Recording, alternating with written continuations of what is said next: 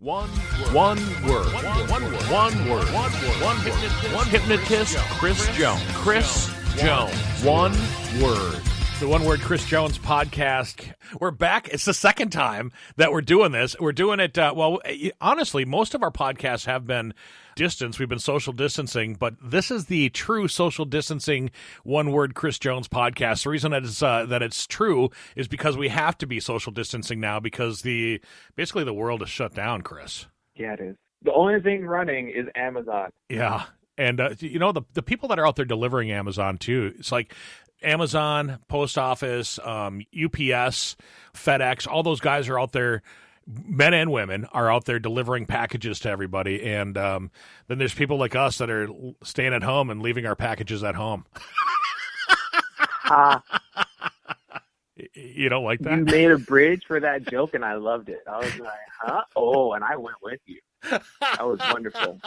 That's what we call the perfect payoff. It was something. It was, I don't know if it was worth the wait or not, Lately, you, instead of being in front of an audience, you're doing a different type of audience. I see you on Facebook Live all the time now, showing off how to do some different things. I know the other day you guys were playing, you and your beautiful bride, mother-to-be, were playing some foosball, and it looks like you cheated for the first couple, but I'm sure that you probably ended up winning that game. I did win. When there's a camera on her, she just freezes. I don't know. Well, you know what it is. I totally. Well, she's playing for two, also. Like she and the baby are 2 against 1. Right. Slowing her down a little bit. Well, you're used to being in front of people though too. That's the whole thing. Yeah, it was my idea. She's like, "No, I'm not wearing makeup." I'm like, "You don't need makeup," and I'm already press play. So I learned how to do a magic trick watching your Facebook videos. Yeah, I taught how to turn a small coin into 2 large coins, and you could change it from a silver coin to 2 bronze coins, whatever. Yeah, I bought that from a magic set.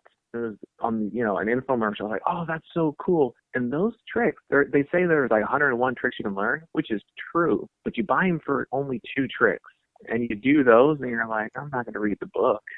Have you ever done magic in front of people? I know that you as a hypnotist, you're kind of a magician, as if you will, but you're basically listed as a comic, right? Yeah. The last time I did magic was a fundraiser for a young boy who sadly passed away in a car accident, and his parents created a foundation, anti-bullying, and they give money to first responders. The 2 things he cared about was being nice to people, not bullying. And the parents were like, well, we should definitely help the men and women who are first responders. So they created a foundation. I went to Burlington, Wisconsin, and a little coffee house. And his friends did poetry, and they played in the band, and I did magic, and I did a card trick, and then I had a few drinks in beautiful Wisconsin. Because when one does go to Wisconsin, you got to drink. Absolutely. Well, you would know that because you're a college graduate from UWL, University of Wisconsin Lacrosse. And I don't know if a lot of people know this about you or not, but you were a nude model when you were here, but you also gave a scholarship. So you do a scholarship at UWL because you graduated from here? I had a really great teacher, Dr. Ronald Rashawn, and he called me up out the blue. I never messaged him before, but my mom, I guess, reached out to the school. And he says, we're trying to get, some new faces in lacrosse, and we're going to get your son the in-state waiver if we can. And so I'm trying for anyone coming from out of state to get that same discount price. That's my hope. Well, that'd be pretty cool. I'm going to come back to lacrosse, I think, September 5th. As long as the world is open again, September 5th, I'll be back at lacrosse. It's a Saturday. Well, I got to make sure that I'm available for those for that time, because I know the last time that you were in town, I think we got together. We did a podcast from Riverside Park, and remember people were eating lunch, and they moved. They were just staring at them, and they just walked away. We're like, bye, family. And you videotaped it too. Did you ever do anything with the videotape? Oh, I haven't. I saw it yesterday, because that's another beautiful thing of the quarantine. You just go through all your old footage. You're like, oh, man, I went to Japan and never edited any of the video. Like, literally. Like, I need to get on that. Speaking of Japan, and the only reason I'm bringing this up because our friend Shane is in Japan now and has been there for a couple of years. But I saw that he liked the post that you posted about you being a dad and you're holding a baby doll, a baby girl doll, upside down by the foot. Yeah, I'm going to be a great dad. Now, did you do it that way? Did you do that's that? How you just catch them when they come out of an egg, right? When they hatch. So did you do that just for effect? No No BS here. Wait. No BS here. I'm thrilled it's going to be a girl. I'm happy. We just want a healthy child. That's all I care. Right. But even if it was a boy, I'd be like hanging it by one leg. But my friends who know me, they're like, "Oh, he's having a girl." Yeah. Either way, that kid would be upside down. Is it scary to have a daughter? Is it scary to have a daughter? No, I think I'm gonna do my best to say, look at your mom. Like, she's gorgeous. Look at me. How did I get her? Lying my ass off. You got to look out for the guys who are just charmers. Charmers. Like, how did your dad marry up? Because he was nice, he was polite, and patient. I know that you're a very book smart. You do a lot of reading and stuff.